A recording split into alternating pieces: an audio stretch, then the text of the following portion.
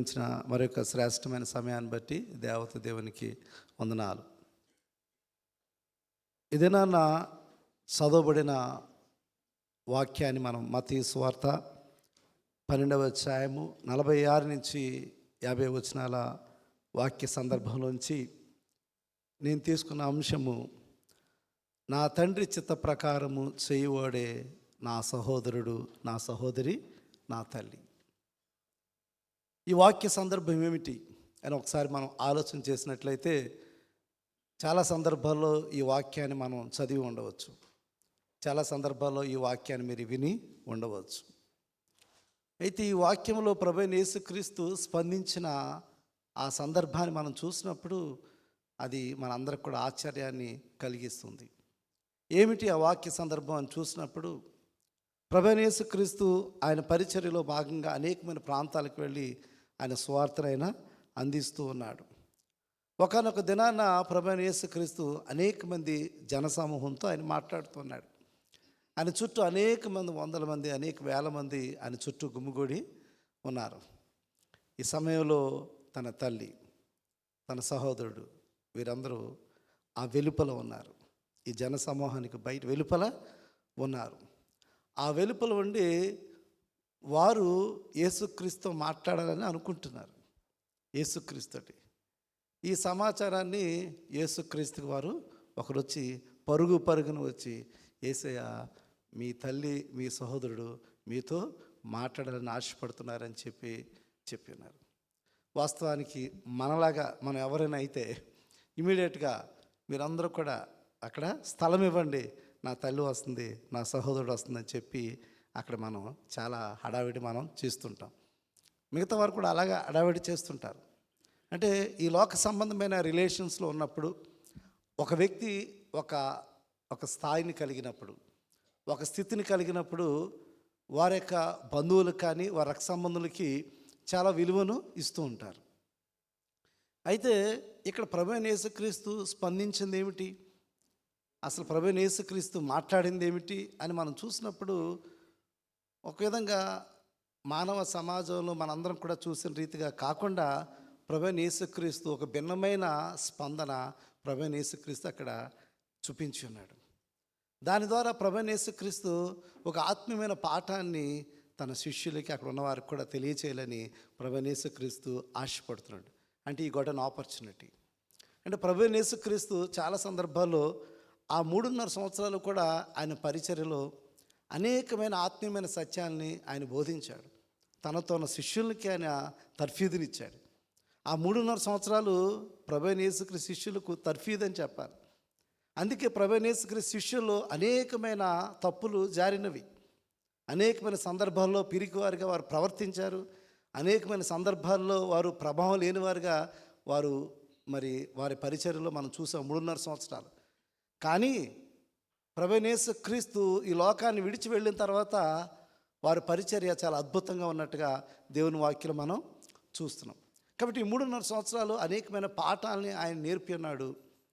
ఆ విధంగా వారిని తర్ఫీదు చేస్తున్నాడు. ఈ సందర్భాన్ని మనం చూసినట్టయితే, ఇప్పుడు తన తల్లి, తన సహోదరుడు ఈ వర్తమానాన్ని యేసయ్యకి పంపించారు. అప్పుడు యేసయ్య దగ్గరికి ఒక వ్యక్తి వచ్చి ఆ వర్తమానాన్ని అక్కడ అందిస్తున్నాడు. చూడండి, మరలా ఒకసారి మనం చదువుకుందాం. 46వ వచనం నుంచి, ఆయన జనసమూహములతో ఇంకా మాట్లాడుచుండగా, ఇదిగో ఆయన తల్లియు సహోదరులను ఆయనతో మాట్లాడు గోరుచు వెలుపల నిలిచి ఉండిరి. అంటే ఇంకొక సందర్భం చూసినప్పుడు ఏంటంటే, వారు ఆ జనసమూహం చాలా గుమిగూడి ఉన్నారు కాబట్టి లోపలికి వెళ్ళలేని పరిస్థితులు అక్కడ ఉండిపోయారు. అందుకే సమాచారాన్ని ఇచ్చినట్టుగా వేరే సందర్భంలో ఇంకో సువార్తికుడు అదే అక్కడ పొందుపరిచాడు. చదవండి. అప్పుడొకడు, ఇదిగో నీ తల్లియు నీ సహోదరులను నీతో మాట్లాడవలని వెలుపల నిలిచి ఉన్నారని ఆయనతో చెప్తప్పుడు ఆ వచ్చిన వ్యక్తి చెప్పినాడు, అయ్యా నీ తల్లి, నీ సహోదరుడు వెలుపల నిలిచి ఉన్నారు, నీతో మాట్లాడాలని వారు ఆశపడుతున్నారు అని ఆ సహోదరుడు చెప్పాడు. ఎవరికి? యేసుక్రీస్తు. ఇమీడియట్గా మనలాంటి వారు అయితే ఎలా స్పందిస్తాం? తొందరనే వెంటనే వారిని తీసుకురండి అని చెప్పి అక్కడ ఉన్న వారందరిని కూడా మీరు వారికి స్థలం ఇవ్వండి అని చెప్పి మనం అనుకుంటాం. కానీ ప్రభువైన యేసుక్రీస్తు ఆయన స్పందించిన తీరు చూసినప్పుడు చాలా ఆశ్చర్యాన్ని కలిగించింది. అందుకైనా తనతో ఈ సంగతి చెప్పిన వారిని చూచి, నా తల్లి ఎవరు, నా సహోదరులు ఎవరు అని చెప్పి తన శిష్యుల వైపు చెయ్యి చూపి, ఇదిగో నా తల్లియు నా సహోదరులను, పరలోకముందు నా తండ్రి చిత్తము చెప్పున చేయవాడే నా సహోదరుడు నా సహోదరియు నా తల్లియు అని చెప్పాను. ఒక్కసారిగా ఎప్పుడైతే ఆ వ్యక్తి అలా చెప్పాడో అప్పుడు ప్రభువైన యేసుక్రీస్తు తన శిష్యుల వైపు చూపిస్తున్నాడు. ప్రభువైన యేసుక్రీస్తు తన శిష్యుల వైపు చూపిస్తున్నాడు. వీళ్ళే నా తల్లి, వీళ్ళే నా సహోదరుడు, వీళ్ళే నా సోదరి అని చెప్తూ, నా తండ్రి చిత్త ప్రకారం చేయవాడే నా తల్లియు నా సహోదరుడు నా తల్లి అని చెప్పి ప్రభువైన యేసుక్రీస్తు అక్కడ జవాబిచ్చాడు. అసలు ఏమిటి దీని అర్థం ఏమిటి? ప్రభువైన యేసుక్రీస్తు ఎందుకు అలా స్పందించాడు? ప్రభువైన యేసుక్రీస్తుకి తన సొంత రక్తసంబంధులంటే విలువ లేదా అంటే అక్కడ విలువ లేదని కాదు. ప్రభువైన యేసుక్రీస్తు ఆయన అక్కడ స్పందించిన ఆ స్థితిలో మనం చూసినప్పుడు హి హస్ గివెన్ తన బ్లడ్ రిలేషన్ కంటే ఆత్మీయమైన బంధానికి చాలా విలువనిచ్చాడు. శారీరకమైన సంబంధం కంటే ఆత్మీయమైన రిలేషన్షిప్కి ఆయన చాలా ఎక్కువ విలువను ఆయన ఇచ్చాడు. ఎప్పుడైతే తన సహోదరుడు వాళ్ళందరూ వచ్చారో అప్పటికి తన సహోదరుడు సహోదరి వాళ్ళందరూ కూడా ఈయన నమ్మట్లేదు. ప్రభువైన యేసుక్రీస్తు ఒక రక్షకుడని, ఈయన దైవ కుమారుడని వారు ఆయన ఇంకా గుర్తించలేదు. చాలా సందర్భాల్లో ఆయన చాలా తక్కువగా చూసిన పరిస్థితులు కూడా కనబడుతున్నాయి. ప్రభువైన యేసుక్రీస్తు చెబుతున్న బోధనలు విన్నప్పుడు అక్కడ ఉన్న జనసమూహం కూడా అనుకున్నారు, అయ్యో ఈ వడ్రంగి వాని కుమారుడే కదా ఇతను, పలానా యేసేపు గారి కుమారుడే కదా, ఇతను తల్లి మరియ కాదా, వీరి సహోదరులు వీరి కాదా అని చెప్పి అక్కడ ఉన్న జనమందరూ కూడా ఒక సామాన్యమైన వ్యక్తిగానే ప్రభువైన యేసుక్రీస్తుని వాళ్ళు గుర్తించారు. దేవుని వాక్యాన్ని మనం చూసినప్పుడు మత్తయి సువార్త 13వ అధ్యాయము 55, 56 వచనాలు, 54 నుంచి కూడా చూడొచ్చు, 53 నుంచి. యేసు ఈ ఉపమానం చెప్పిన చాలించిన తర్వాత ఆయన అక్కడి నుండి వెళ్ళి స్వదేశమునకు వచ్చి సమాజ మందిరములలో వారికి, చూసారా, స్వదేశం వచ్చి సమాజ మందిరంలో ప్రభువైన యేసుక్రీస్తు బోధిస్తున్నాడంట. అందువలన వారు ఆశ్చర్యపడి ఈ జ్ఞానము ఈ అద్భుతములను ఇతడికి ఎక్కడి నుంచి వచ్చినవి, ఇతడు వడ్లవాని కుమారుడు కాడా, ఇతని తల్లి పేరు మరియ కాదా, యాకోబు, యేసేపు, సీమోను, యోధ అంటే వాళ్ళ సహోదరులు అన్నమాట. యేసుక్రీస్తు యొక్క సహోదరుల పేర్లు ఇక్కడ మెన్షన్ చేయబడి, ఇతని సహోదరులు కారా, ఇతని సహోదరి మరులందరూ మనతోనే ఉన్నవారు కారా, ఇతని ఈ కార్యములన్నీ ఎక్కడి నుంచి వచ్చినని చెప్పుకొని ఆయన విషయమై అభ్యంతర పడింది. చూసారా, వారందరూ ఒక పక్కన ఆశ్చర్యపడుతున్నారు, ఓ పక్కన అభ్యంతరపడుతున్నారు. కానీ యేసుక్రీస్తుని ఒక నిజమైన రక్షకుడిగా ఆ దేశంలో ఉన్నవారు వాళ్ళ జనం కూడా గుర్తించలేదు, తన సొంత కుటుంబస్తులు కూడా గుర్తించలేదు. ప్రభువైన యేసుక్రీస్తు అనేకమైన ఊర్లు తిరుగుతూ, అనేకమైన చోట్ల ఆయన వాక్యమును బోధిస్తూ, అనేకమైన అద్భుతాలు చేస్తూ ఈ విధంగా ప్రభువైన యేసుక్రీస్తు తిరుగుతున్నాడు. అటువంటి సందర్భంలోనే వారి తల్లి వారి సహోదరుడు వచ్చి యేసయ్యతో మాట్లాడాలని వాళ్ళు అనుకున్న సందర్భాన్ని మనం చూస్తున్నాం. మరొక సందర్భంలో చూసినప్పుడు ప్రభువైన యేసుక్రీస్తు వారి ఇంటికి వెళ్ళినప్పుడు వారి కుటుంబస్తులు ఏమనుకున్నారో తెలుసా? ఈయనకి ఏమైనా పిచ్చి పట్టిందా అనుకున్నారు. ఎవరిని? యేసయ్యను. వారి ఇంటికి వెళ్ళేసరికి, ఎందుకంటే యేసయ్య చెప్తున్న వాక్యమునకు, యేసయ్య చేస్తున్న కార్యాలకు ఆయన ఎక్కడికి వెళ్తారో అనేక వేల మంది వచ్చేస్తున్నారు. అటు రీతిగా తన ఇంటికి కూడా వచ్చేసారు. వచ్చినప్పుడు తన కుటుంబస్తులు ఏమనుకున్నారో తెలుసా? ఈయనకి ఏమైనా పిచ్చి పట్టిందా అనుకున్నారంట. చూడండి, వాక్యాన్ని చూసినట్లయితే మార్కు సువార్త 3వ అధ్యాయము 21వ వచనం. మార్కు సువార్త 3వ అధ్యాయము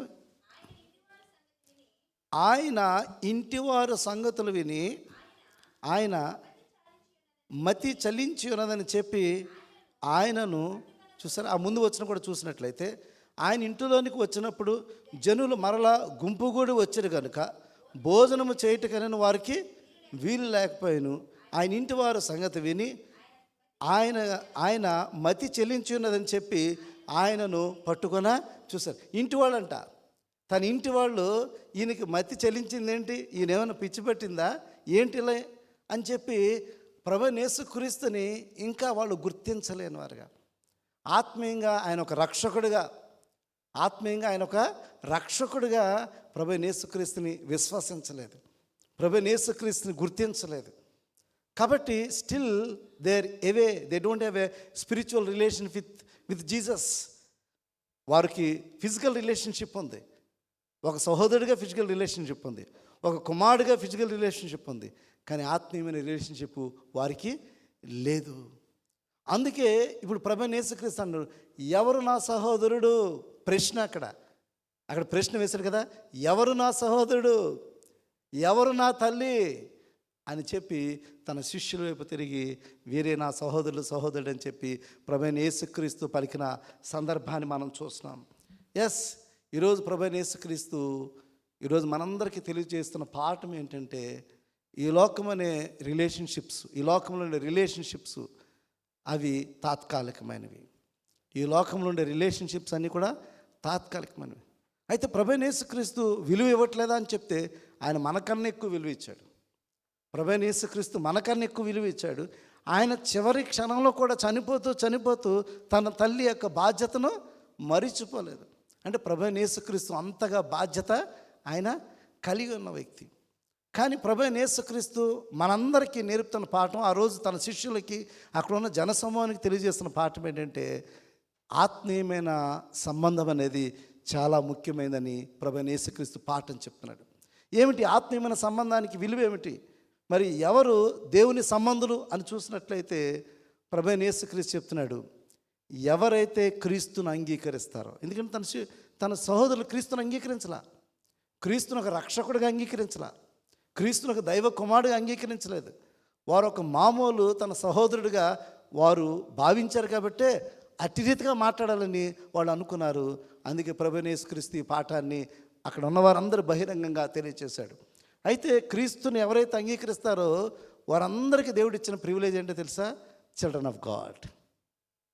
క్రీస్తుని ఎవరైతే అంగీకరిస్తారో వాళ్ళందరికీ దేవుడు ఇచ్చిన ప్రివిలేజ్ ఏంటంటే, it's a spiritual privilege. It's not a physical privilege, it is a spiritual privilege. దేవుని వాక్యం మనం చూసినప్పుడు యోహాను సువార్త 1వ అదేవిధంగా యోహాను సువార్త 7వ అధ్యాయము 5వ వచనం కూడా చూసినట్లయితే, యోహాను సువార్త 7వ అధ్యాయము, ఆయన సహోదరులైనను ఆయన యందు విశ్వాసము ఉంచలేదు. చూసారా, ఆయన సహోదరులు ఆయన యందు విశ్వాసం ఉంచలేదు. కాబట్టి ఇట్స్ క్లియర్లీ ఇండికేటింగ్ దట్ వారి యొక్క ఇంటి వారు యేసుక్రీస్తుని ఆత్మీయంగా వారు గుర్తించలేదు. అందుకే యేసుక్రీస్తు వారికి ఆత్మీయమైన సంబంధం వారు కలిగి ఉండలేదు. అప్పటికే ప్రభువైన యేసుక్రీస్తు శిష్యులను ఏర్పాటు చేసుకున్నాడు. అప్పుడే ప్రభువైన యేసుక్రీస్తు పరలోక రాజ్యం గురించి ప్రకటన చేస్తున్నాడు. అప్పుడే ప్రభువైన యేసుక్రీస్తు తండ్రిని గురించి ఈ లోకములో ప్రకటన చేస్తూ ఆయన ముందుకు వెళుతూ ఉన్నాడు. అయితే ప్రభువైన యేసుక్రీస్తు మరి ఆత్మీయమైన రిలేషన్షిప్లో ఎవరికి ఆ యొక్క ఆధిక్యతలు అనుగ్రహించాడని చూసినప్పుడు, మొట్టమొదటిగా క్రీస్తుని ఎవరైతే సొంత రక్షకుడిగా అంగీకరిస్తారో వారికి దేవుడు దేవుని పిల్లలుగా ఉండే అధికారాన్ని ఇచ్చాడంట. క్రీస్తుని సొంత రక్షకుడిగా ఎవరైతే అంగీకరిస్తారో, ఇట్స్ ఎ స్పిరిచువల్ రిలేషన్షిప్. అది శారీరక సంబంధమైనది కానే కాదు, ఆత్మీయమైన రిలేషన్షిప్. ఎవరైతే క్రీస్తు నా రక్షకుడు, ఆయన నా కొరకే చనిపోయాడు అని ఎవరైతే క్రీస్తును అంగీకరిస్తారో వారికి దేవుడిచ్చే ఆధిక్యత ఏంటంటే దేవుని పిల్లలు అనే అధికారాన్ని ఇస్తున్నాడంట. దేవుని వాక్యం చూద్దాం. యోహాను సువార్త 1వ అధ్యాయము 12వ వచనం చూసినట్టయితే, తన్ను ఎందరూ అంగీకరింతురో వారందరికీ, అనగా తన నామమందు విశ్వాసముంచు వారికి దేవుని పిల్లలగుటకు ఆయన అధికారము అనుగ్రహించను. తర్వాత వచ్చిన కూడా చదవండి. వారు దేవుని వలన పుట్టిన వారే కానీ రక్తం వలనైనను శరీరేచ్ఛ వలనైనను మనుషేచ్ఛ వలనను పుట్టిన వారు కాదు. చూసారా, ఇప్పుడు దేవుని పిల్లలుగా అధికారం ఇవ్వబడిన వారు దేవుని ద్వారా పుట్టినవారు. అంటే మనుషేచ్ఛ ద్వారా, మనుష్య సంబంధం ద్వారా పుట్టినవారు కాదు. మనుష్య సంబంధం ద్వారా పుట్టినవారు కానే కాదు. కాబట్టి ఎవరైతే క్రీస్తుని సొంత రక్షకుడిగా అంగీకరిస్తారో, ఇది ఆత్మీయమైన రిలేషన్షిప్ అన్నమాట.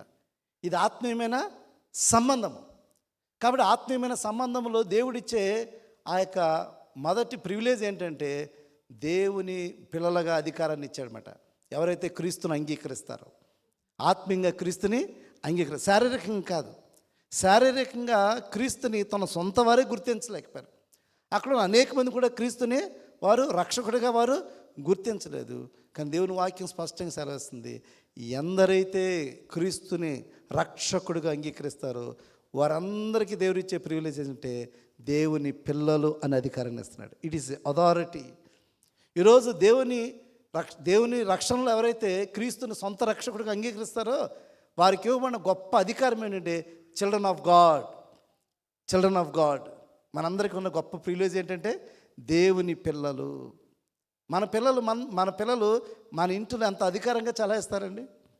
మన పిల్లలు ఎంత అధికారంగా ప్రవర్తిస్తుంటారు. మనం ఏదన్నా మన బైక్ కానివ్వండి, మన వస్తువు కానివ్వండి, వాళ్ళు చాలా అధికారంగా మన దగ్గర నుంచి తీసుకుంటారు. బయట వాళ్ళు తీసుకుంటూ ఊరుకుంటాం మనం. వారు మన పిల్లలు. కాబట్టి ఈరోజు ఈ లోకంలో ఉన్న మనము క్రీస్తుని సొంత రక్షకుడిగా ఎవరైతే అంగీకరిస్తారో వారికి దేవుడిచ్చే అధికారం ఏంటంటే దేవుని పిల్లలుగా ఉండే అధికారాన్ని దేవుడు ఇస్తున్నాడు. అది మొదటి ప్రివిలేజ్గా దేవుని వాక్యం మనం స్పష్టంగా మనకు సెలవిస్తుంది. It is a spiritual relationship. ఇది ఆత్మీయమైన సంబంధము. రెండోది చూసినప్పుడు ఎవరు నా తల్లి నా సహోదరిని చూసినప్పుడు మరొక సందర్భంలో ప్రభువైన యేసుక్రీస్తు చెప్తున్నాడు. నా వాక్యాన్ని ఎవరైతే వింటారో, నా వాక్యాన్ని ఎవరైతే గైకుంటారో వారే నా సహోదరుడు నా సహోదరి అని అక్కడ ప్రభువైన యేసుక్రీస్తు చెప్తున్నాడు. రెండవ ప్రివిలేజ్. ఈరోజు దేవుని బిడ్డలుగా ఉంటున్న మనందరం కూడా, if you are a children of God, నువ్వు దేవుని వాక్యాన్ని వింటావు, వాక్యానుసారంగా జీవిస్తావు. అంతేనా? నువ్వు దేవుని బిడ్డవైనట్లయితే దేవుని వాక్యాన్ని వింటావు, దేవుని వాక్యానుసారంగా నువ్వు జీవిస్తావు. ప్రభువైన యేసుక్రీస్తు పలికిన మాట చూసినప్పుడు లోకాసు వార్త 8వ అధ్యాయము 19-21 వచనాలు చూసినట్లయితే, లోకాసు వార్త 8వ అధ్యాయము 19, 20, 21 వచనాలు. ఆయన తల్లియు సహోదరులను ఆయన యొద్దకు వచ్చి, మనం అనుకున్నాం కదా, జనులు గుంపుగా ఉండుట చేత ఆయన దగ్గరకు రాలేకపోయిరి. అప్పుడు నీ తల్లియు నీ సహోదరులను నిన్ను చూడగోరి వెలుపల నిలుచున్నారని ఎవరో ఆయనకు తెలియజేశారు. అందుకైనా దేవుని వాక్యము విని దాని ప్రకారము జరిగించు వీరే నా తల్లియు నా సహోదరులు. చూసారు, ఇక్కడ రిలేషన్షిప్ గురించి మాట్లాడుతున్నాడు. ఎవరు నా తల్లి, ఎవరు నా సహోదరుడు అని చూసినప్పుడు, నా దేవుని వాక్యాన్ని ఎవరైతే వింటారో, దేవుని వాక్యాన్ని ఎవరైతే అనుసరించి జీవిస్తారో వారే నా తల్లి, వారే నా సహోదరుడు. అంతేకాని ఫిజికల్గా ఉన్న రిలేషన్షిప్తో వారు నా తల్లి నా తండ్రి అనే మాటని ఇక్కడ వ్యక్తీకరించట్లేదు. ఈరోజు ఈ మాటలు వింటున్న మనందరం కూడా ఈరోజు if you are born again, నువ్వు క్రీస్తులో రక్షణ పొందినవాడిగా ఉన్నట్లయితే, నువ్వు తిరిగి జన్మించిన అనుభవాన్ని పొందినవాడిగా ఉన్నట్లయితే, you know the value of relationship. నీకు ఆ విలువ నీకు తెలుస్తుంది. అంత మాత్రమే కాదు, నువ్వు క్రీస్తులో జన్మించిన అనుభవాన్ని కలిగి ఉన్నప్పుడు దేవుని వాక్యానుసారంగా నువ్వు జీవిస్తావు. అంటే దేవునితో సంబంధం కలిగినప్పుడు దేవుని వాక్యాన్ని అనుసరించి జీవిస్తామన్నమాట. ఇది అక్కడ గమనించాలి. ఇక్కడ రెండవ స్పిరిచువల్ ప్రివిలేజ్ అండ్ రిలేషన్షిప్లో మనం చూసినప్పుడు, స్పిరిచువల్ రిలేషన్షిప్లో దేవుని చిత్తాన్ని మనం చేస్తున్నట్లయితే, అంటే దేవుని యొక్క వాక్యాన్ని వింటూ ఆ వాక్యాన్ని అనుసరించి జీవించడం అన్నమాట. వాళ్ళే ప్రభువైన యేసుక్రీస్తు తల్లి, ప్రభువైన యేసుక్రీస్తు సహోదరుడు అని ప్రభువైన యేసుక్రీస్తు ఇక్కడ స్పష్టంగా మాట్లాడుతున్నారు. ఈ లోకంలో అనేక మంది ఉన్నారు, వాళ్ళందరూ కూడా దేవుని బిడ్డలు కాదు. వారందరూ కూడా దేవుని బిడ్డలు కాదు. లోకంలో చాలామంది ఉన్నారు, వాళ్ళకి వాక్యం తెలియదు. లోకంలో చాలామంది ఉన్నారు, వాక్యానుసారంగా వాళ్ళు జీవించరు. కాబట్టి వాళ్ళు దేవుని బిడ్డలు కాదు. వాళ్ళు దేవుని బిడ్డలు కానే కాదు. దేవునితో వారికి సంబంధము లేనే లేదు. కాబట్టి ఇక్కడ మనం చూసినప్పుడు వెలుపల ఉన్నారు ఎవరు? తన తల్లి, తన సహోదరుడు. They don't have a spiritual relationship. తన సహోదరుడికి ఈయనకు ఆ స్పిరిచువల్ రిలేషన్షిప్ లేదు. స్పిరిచువల్ రిలేషన్షిప్ ఉన్న వారితో ఈ మాట చెప్తున్నాడు, తన శిష్యులతో ఈ మాట చెప్తున్నాడు. ఈరోజు ఇక్కడున్న మనతో ఈ మాట చెప్తున్నాడు, ఎవరైతే నా వాక్యమును వింటారో, ఎవరైతే నా వాక్యాన్ని అనుసరించి మీరు జీవిస్తారో వారే నా సహోదరుడు, వారే నా సహోదరి, వారే నా తల్లి అని చెప్తున్నాడు. కాబట్టి ఈరోజు ఇక్కడున్న నేను కూడా ఒక ప్రశ్న వేసుకుందాం. నేను దేవునికి సహోదరిగా ఉన్నానా లేదా? నేను దేవునికి సహోదరుడిగా ఉన్నానా లేదా అంటే నీకు నువ్వు ఆలోచన చేయాలి.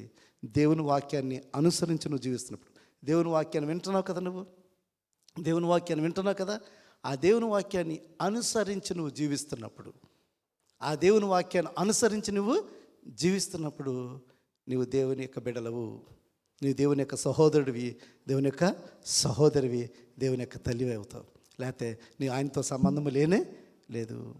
అంటే వాక్యముతో సంబంధం ఉన్నప్పుడు నువ్వు దేవునితో సంబంధం ఉన్నట్టే. అది స్పిరిచువల్ రిలేషన్షిప్. వాక్యముతో సంబంధం ఉన్నట్లయితే నువ్వు దేవునితో సంబంధం ఉన్నట్టు. చాలామందికి వాక్యము చర్చకు వచ్చినప్పుడే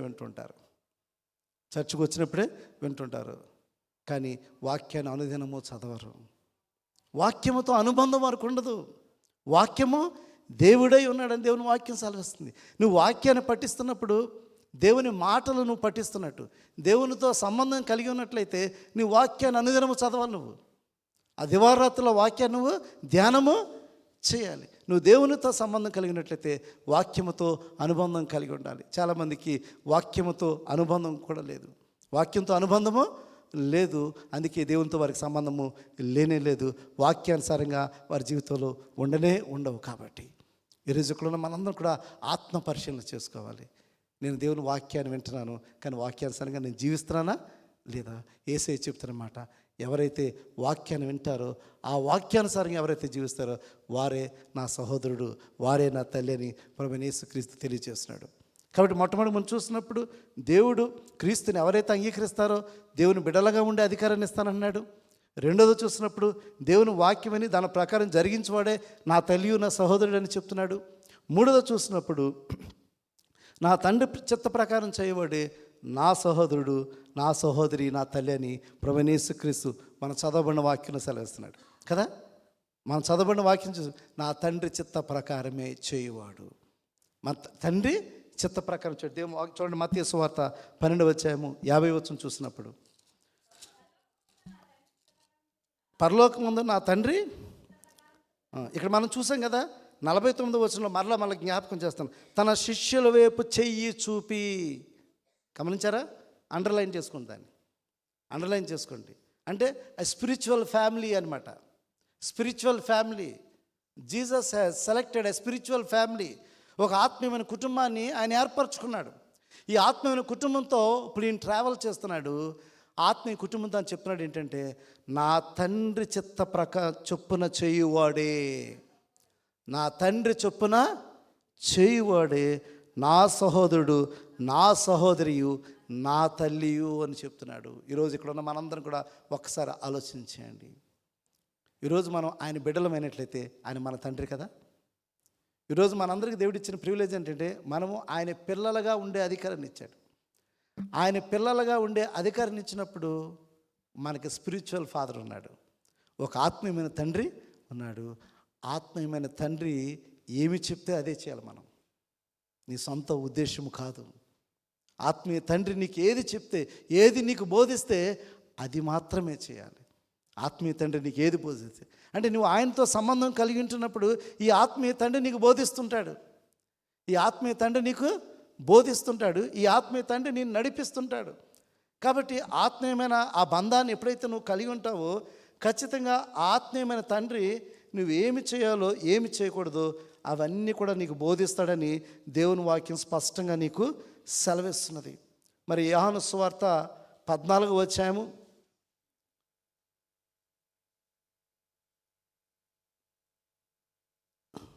26వ వచనం చూడండి. యోహాను సువార్త 14వ అధ్యాయం 26వ వచనం.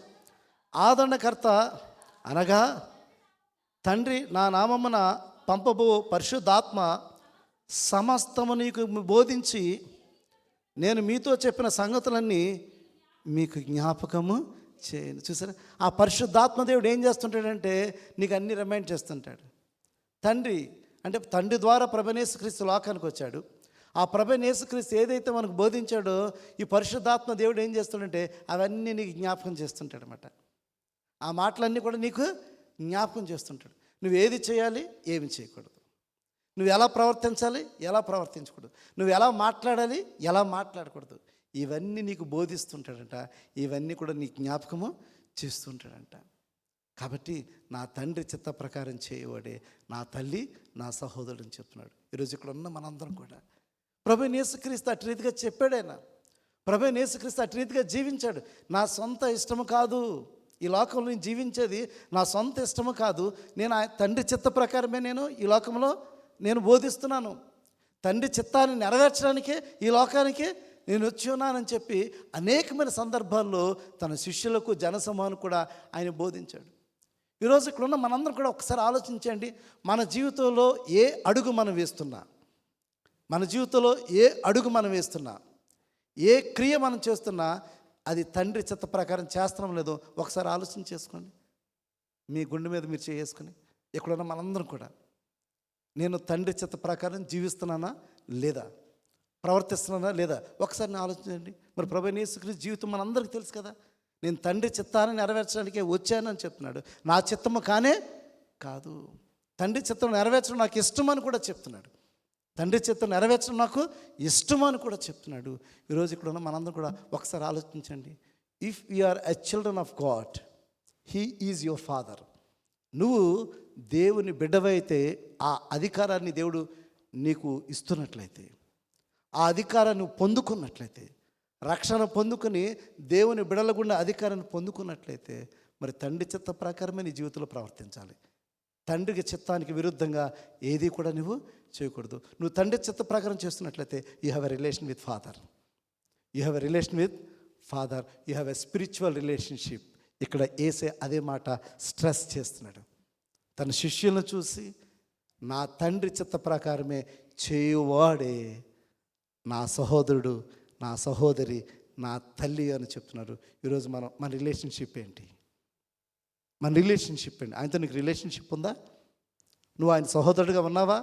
ఆయన సహోదరిగా నువ్వు ఉన్నావా? ఆయన తల్లిగా నువ్వు ఉన్నావా? ఉన్నట్లయితే మరి తండ్రి చిత్త ప్రకారమే నీ జీవితాన్ని నడిపించుకుంటున్నావా? తండ్రి ఏదైతే నీకు బోధిస్తున్నాడో ఆ తండ్రి నువ్వు అడుగుతున్నావు అన్ని విషయాల్లో తండ్రి దగ్గర విచారణ చేస్తున్నావా? ప్రతి చిన్న విషయాన్ని ఒకసారి ఆలోచించండి.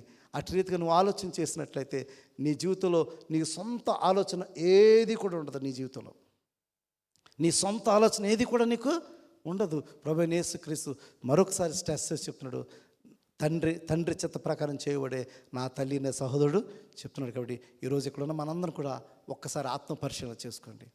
నేను దేవుని యొక్క తండ్రి యొక్క చిత్త ప్రకారము నా జీవితాన్ని నడిపించుకున్నాను లేదో ఒకసారి నువ్వు ఆత్మ పరిశీలన చేసుకోండి. అదేవిధంగా 4వదిగా చూసినప్పుడు ఆయన ప్రభువైన యేసుక్రీస్తు ఆయన యొక్క ఆత్మీయమైన రిలేషన్షిప్లో ఎవరైతే నా ఆజ్ఞలు అనుసరించి జీవిస్తారో వారిని స్నేహితులుగా పిలుస్తున్నాడు దేవుడు.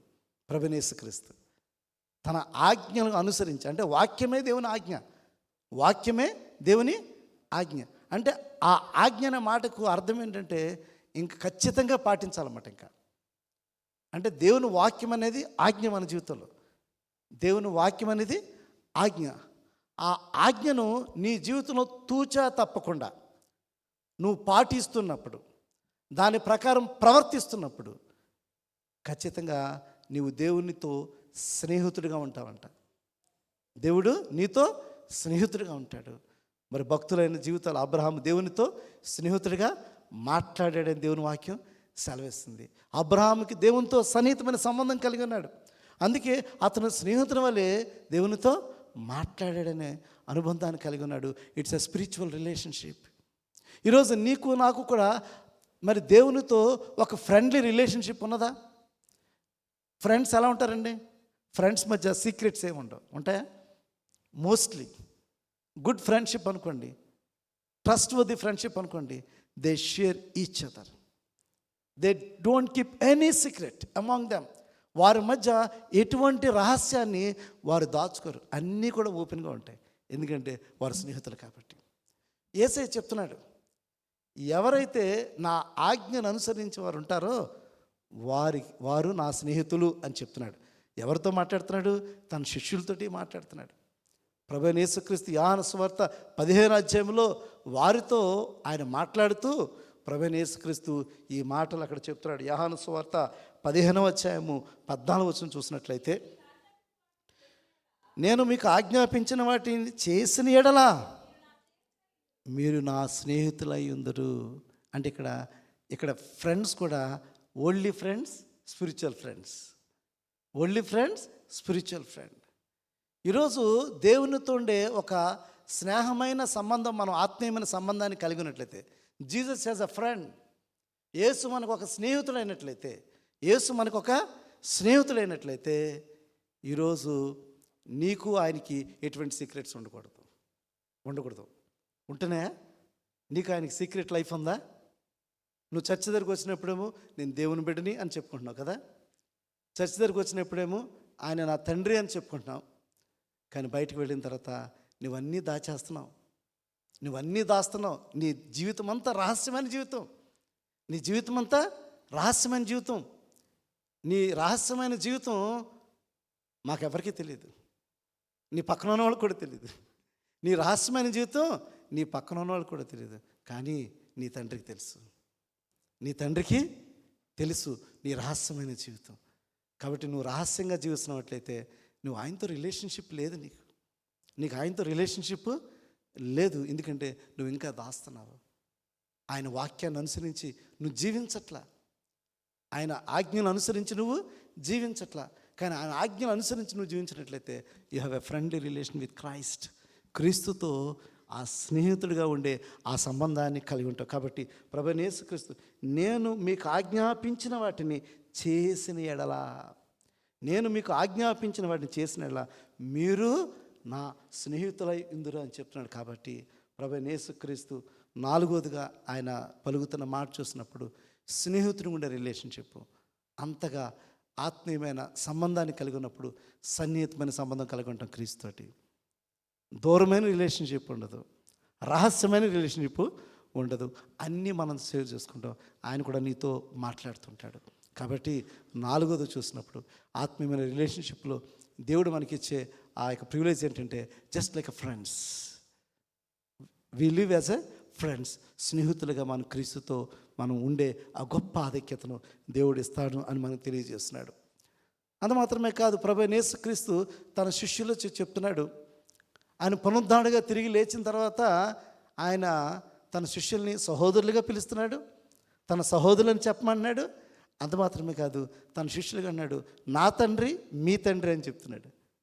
నా తండ్రి మీ తండ్రి అంటే వాళ్ళకు ఒక తండ్రి, ఆత్మీయమైన తండ్రి ఉన్నాడు, నాకు తండ్రి ఉన్నాడు, ఆ తండ్రి మీ తండ్రి అని చెప్తున్నాడు. నాకు ఆత్మీయమైన తండ్రి ఉన్నాడు, వారు నా సహోదరులు అని చెప్తున్నాడు యేసుక్రీస్తు. ఆ నా తండ్రే వారి తండ్రి, నా దేవుడే వాళ్ళ దేవుడు అని చెప్తున్నాడు.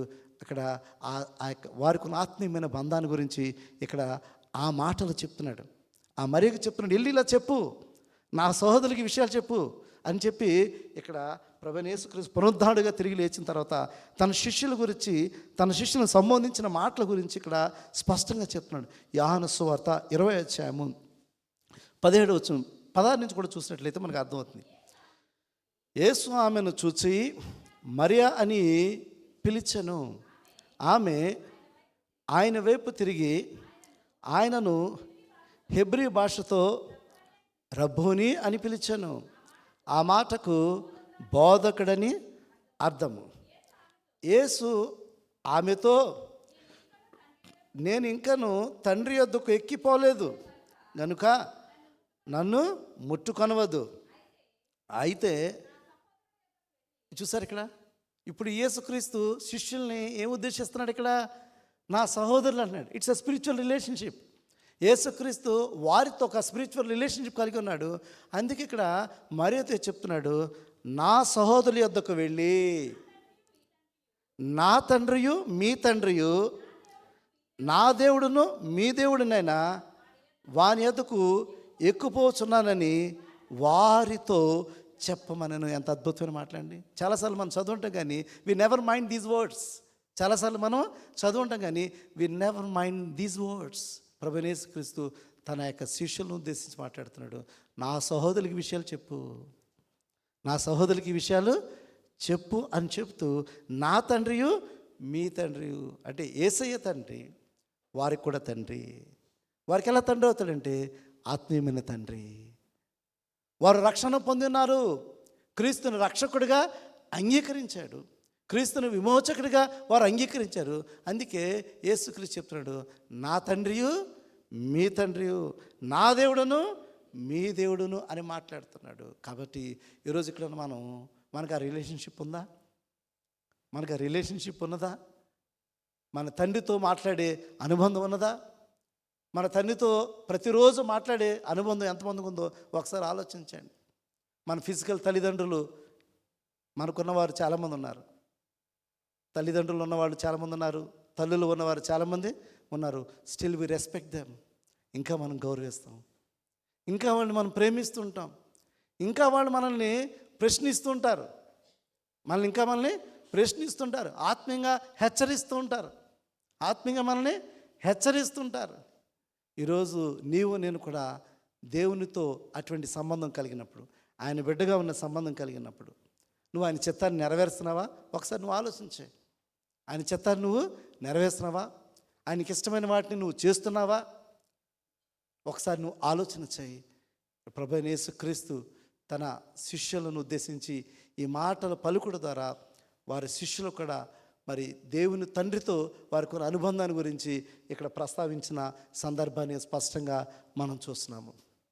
అది మాత్రమే కాదు, ప్రభువైన యేసుక్రీస్తు ఆ చివరి క్షణంలో ఒక నూతనమైన బాంధవ్యాన్ని కలిపాడు. ఆయన ఇద్దరికి నూతనమైన బాంధవ్యాన్ని కలిపాడు. అదొక స్పిరిచువల్ రిలేషన్షిప్. అది ఒక ఆత్మీయమైన బంధాన్ని కలిపాడు. ఎవరికి? తన తల్లికి, తను ప్రేమించిన శిష్యుడికి. వాస్తవానికి వారికి రిలేషన్షిప్ ఉంది. వారు సలోమి యొక్క కుమారుడు. యోహాను ఎవరు? మరియ వారి యొక్క చెల్లెలు గారి కుమారుడు. కానీ ప్రభువైన యేసుక్రీస్తు ఒక ఆత్మీయమైన బంధాన్ని వారిద్దరికి కలుపుతున్నాడు. ఒక ఆత్మీయమైన బంధాన్ని వారిద్దరికి కలుపుతున్నాడు. ఆ చివరి క్షణంలో యోహాను సువార్త 19వ అధ్యాయము 26, 27 వచనాలు చూసినట్లయితే, దాని ముందు వచనం కూడా చూడండి. ఆయన తల్లి సహోదరియు, క్లోఫా భార్య అయిన మరియయు, మగ్దలేని మరియయు యేసు సిలువ యొద్ద నిలిచి ఉన్నరి. యేసు తన తల్లియు తాను ప్రేమించిన శిష్యుడను దగ్గర నిలుచుండ చూచి, అమ్మా ఇదిగో నీ కుమారుడని తన తల్లితో చెప్పిన. వాస్తవానికి కుమారుడు అతను అంటే కుమారుడు వరస అవుతాడు, కానీ కుమారుడు కాదు.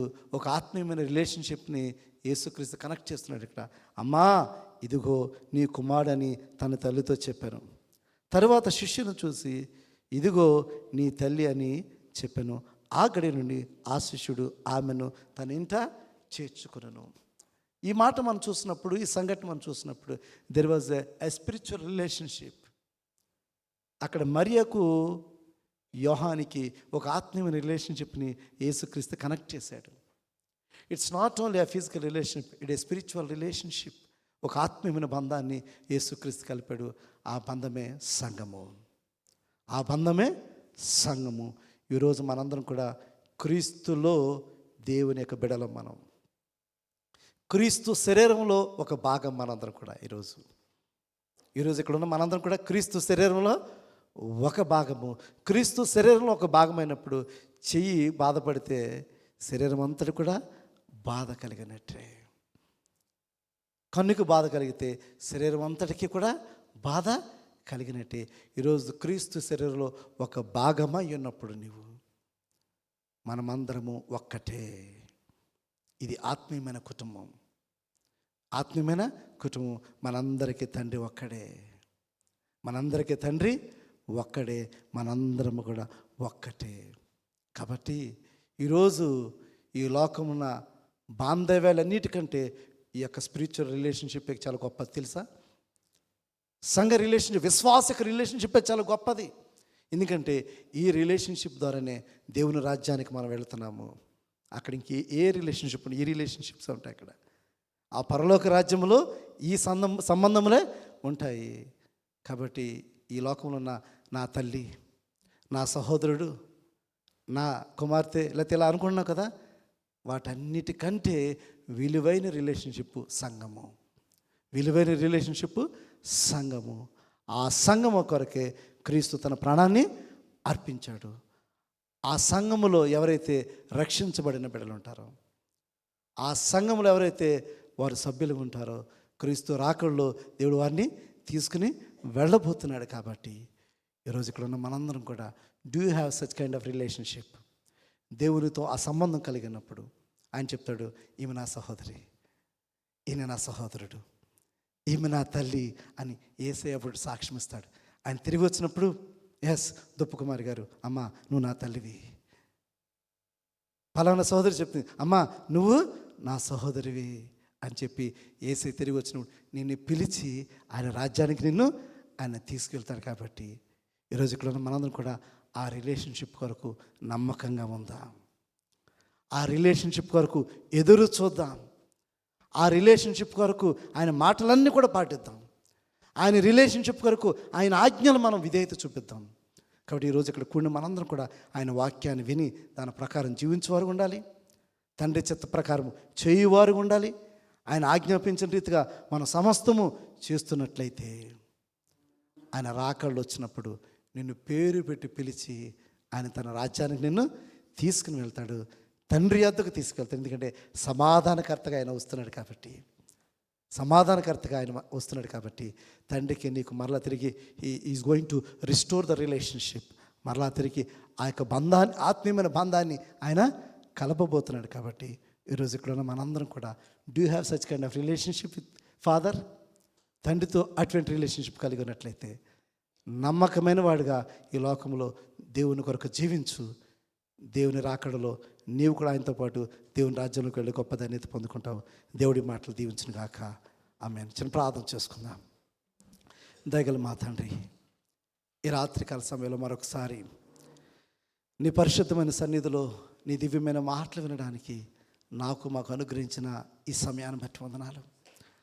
అలనాడు ప్రభువైన యేసుక్రీస్తు ఎవరు నా తల్లి, ఎవరు నా సహోదరుడు అని ప్రశ్నించిన సమయంలో నా తండ్రి చిత్త ప్రకారమే చేయువాడే నా సహోదరుడు, నా తల్లి, నా సహోదరి అని స్పష్టంగా యేసయ్య సెలవిచ్చిన ఈ మాటలు మరొకసారి మీ జ్ఞాపకం చేసుకుంటూ ఎక్కడున్నా మేమందరం కూడా అటు రీతిగా మరి తండ్రితో రిలేషన్షిప్ కలిగిన వారుగా, తండ్రి యొక్క చిత్త ప్రకారము జీవించేవారుగా ఉన్నట్లయితే ఆయన మరలా తిరిగి రెండవ రాకడలో వచ్చినప్పుడు మన పేరు పెట్టి పిలిచి నా ప్రియ సహోదరి రమ్ము అని చెప్పి ఆయన పిలిచి, నా ప్రియ తల్లి రమ్ము అని చెప్పి పిలిచి, నా ప్రియ సహోదరుడా రమ్ము అని చెప్పి పిలిచి ఆయన రాజ్యానికి నిన్ను నన్ను కూడా నడిపించడానికి ఆయన రాబోతున్నాడు. కాబట్టి ఈరోజు ఇక్కడ మనందరం కూడా ఒక స్నేహితుని వలె,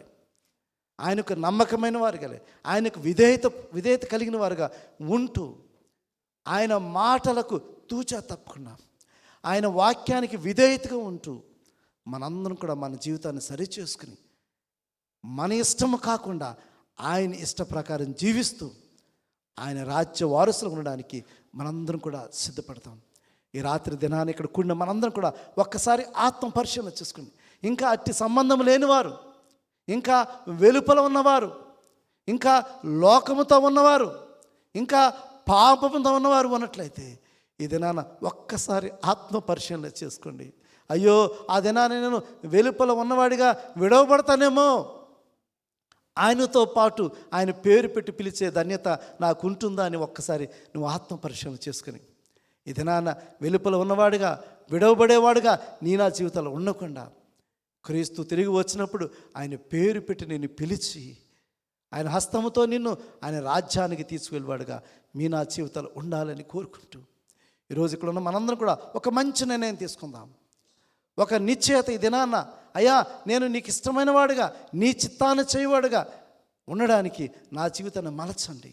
వెలుపల ఉన్నవాడిగా, విడవబడినవాడుగా నా జీవితం లేకుండా నీ చిత్తము చేయవాడుగా నా జీవితాన్ని మార్చమని ఎవరైతే దృఢ నిశ్చయం చేసుకుంటారో వారందరినీ ఈ దినాన యేసుక్రీస్తు అంగీకరించి ఆయన రాజ్య వారసులు చేయడానికి దేవుడు తన యొక్క కృపను మనందరికీ అనుగ్రహించులాగన, ఈ ప్రార్థనలు ఏకమించి ప్రతి బిడ్డకు ఆయన సహాయం చేయలాగన, ఇక్కడ కూడిన మనందరికీ దేవుని సహాయం ద్వారా ఆయన రాజ్య వారసులు పొందే ధన్యత మనకందరికీ దేవుడు అనుగ్రహించలాగన ప్రభువైన యేసుక్రీస్తు నామముపేట అడిగి వేడుకొంచున్నాము తండ్రి.